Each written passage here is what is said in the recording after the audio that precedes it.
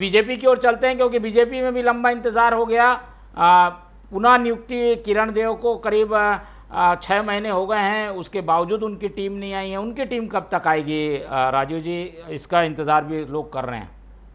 मोहन जी बहुत जल्द आ जाएगी, क्योंकि चुनाव आ चुका, त्रिस्तरीय पंचायत चुनाव, नगर निकाय के चुनाव, और किरण देव जी के नेतृत्व में हमने सदस्य संख्या का एक रिकॉर्ड बनाया और उनके नेतृत्व में हमने पूरे चुनाव जीते। तो एक प्रक्रिया रहती कि सब लोग, और इसके बीच हमारी सरकार बनने के बाद निगम मंडलों का भी गठन हुआ। तो उसके बाद ये अपेक्षित है, और अपेक्षित होने के बाद जो सबसे महत्वपूर्ण है कि हमारी जो नगर इकाई होती है, जो हमारे हर जैसे छत्तीसगढ़ के जितने ज़िले हैं, ज़िले के अध्यक्ष तय हुए हैं, और जो हमारी सबसे महत्वपूर्ण इकाई रहती है मंडल इकाई, जिसे एक मंडल में 4 वार्ड 5 वार्ड होते हैं। कुछ ग्रामीण क्षेत्र में एक मंडल एक कस्बा ही होता है पूरा।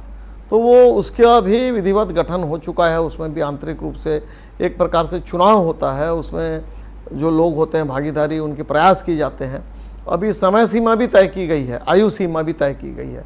तो देखिए, भारतीय जनता पार्टी संगठनात्मक रूप से बहुत शिद्दत के साथ, बहुत सुचिता के साथ और बहुत साफ गोई से और बहुत तन्मयता के साथ इस काम को करती है। क्योंकि देखिए, जो अगर आप देखेंगे, इतिहास देखेंगे, तो भारतीय जनता पार्टी का संगठन को बहुत महत्वपूर्ण माना जाता है, व्यक्ति से बड़ा संगठन माना जाता है। कांग्रेस लीडर वाइज पार्टी है, जहाँ बड़े बड़े नेता रहते हैं, और बीजेपी काडर वाइज पार्टी है।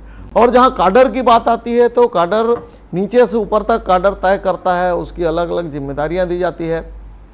अब चूंकि हमारे यहाँ ऐसा पद, बहुत सारे पद सृजित नहीं किए जाते हैं, बहुत कम पद सृजित किए जाते हैं, और हालांकि सरकार बनने के बाद आकांक्षाएं बढ़ जाती है, लोग जुड़ते जाते हैं, तो पद के हिसाब से उतने पद नहीं होते हैं। फिर भी कुछ मोर्चा प्रकोष्ठ है, बहुत सारे मोर्चा है, बहुत सारे प्रकोष्ठ है, उसकी भी कवायद की जाती है।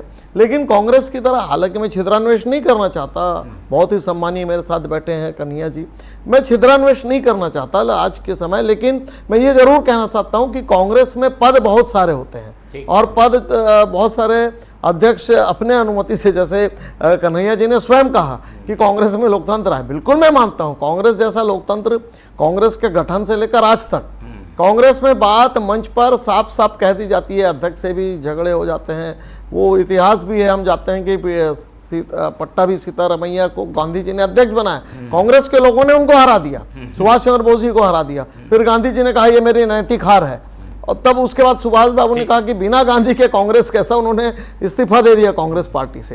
तो ये कांग्रेस पार्टी का आंतरिक लोकतंत्र बहुत मजबूत है, लेकिन लोकतंत्र मजबूत है, कांग्रेस पार्टी का अनुशासन नहीं है। और कांग्रेस पार्टी का जो संगठनात्मक ढांचा है, वो अपनी अपनी ढपली, अपना अपना राग लोग अपने हिसाब से तय करते हैं। कि अगर आप छत्तीसगढ़ मध्य प्रदेश की बात करेंगे, तो विंध्य में, छत्तीसगढ़ में, अगर छत्तीसगढ़ की बात करें तो शुक्ल बंधुओं का लेट हो रही है क्या? लेट नहीं हो रही, नहीं लेट नहीं हो रहा है, वो एक प्रक्रिया होती है। अभी तो मंडलों का गठन हुआ है, तो प्रदेश इकाई में बहुत कुछ देखी जाती है, अपेक्षित कौन है, जिनको बार बार मौका दिया जा चुका है, और नए लोगों को मौका दिया जाए, तो इसीलिए। लेकिन देर है अंधेर नहीं है मोहन जी। ठीक है, चलिए।